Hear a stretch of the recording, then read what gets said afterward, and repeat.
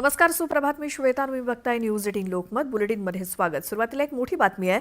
पुण्यातल्या आयटी कंपनीतल्या एका महिलेला कॅब प्रवासामध्ये धक्कादायक अनुभवाला सामोरं जावं लागलंय. धावत्या कारमध्ये तिच्यासोबत चालकानं अश्लील कृत्य करण्याचा प्रयत्न केला. यावेळी घाबरलेल्या महिलेनं कारमधनं उडी मारली.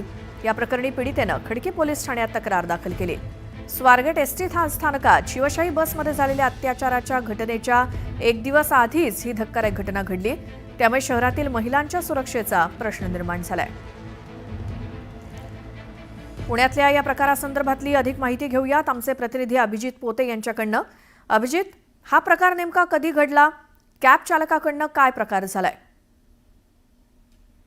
नक्कीच श्वेता, आपण बघतोय की पुण्यातून खरं तर कल्याणी नगर भागात एक महिला आयटी कर्मचारी आहे, आयटी प्रोफेशनल आहे. तिच्यासोबत हा सगळा धक्कादायक प्रकार सोमवारी संध्याकाळच्या सुमारास घडली असल्याची माहिती आता पोलिसांकडून मिळत आहे. एका ऍपवरनं या महिलेनं आपल्या घरी म्हणजे पिंपळे सौदागरला, कल्याणी नगरहून पिंपळे सौदागरला जाण्यासाठी जी आहे ती कॅब बुक केली होती आणि ही कॅब पाटील इस्टेटच्या आवारात आली, म्हणजे कल्याणी नगरपासून एक 10 ते 15 मिनिटाच्या अंतरावर आली असता त्या जो आरोपी ड्रायव्हर आहे त्याने तो कारचा आरसा असा सेट केला ज्यातून त्या महिलेचा चेहरा दिसावा आणि त्यानंतर अश्लील कृत्य करायला जे आहे ते सुरुवात केली. जी महिला आहे तिच्या हे सगळं लक्षात आलं. त्यानंतर एका सिग्नलला कार थांबली असता त्या महिलेनं कारमधनं खाली उडी घेत जवळच असलेलं खडकी पोलीस स्टेशन गाठलं आणि त्यानंतर त्या महिलेने सरळ तक्रार जी आहे ती या सगळ्या घटनेबाबत दिली होती. आणि आता जो कार चालक आहे, जो कॅब ड्रायव्हर आहे, त्या कॅब ड्रायव्हरला जो आहे तो आता खडकी पोलिसांनी अटक देखील केलेली आहे.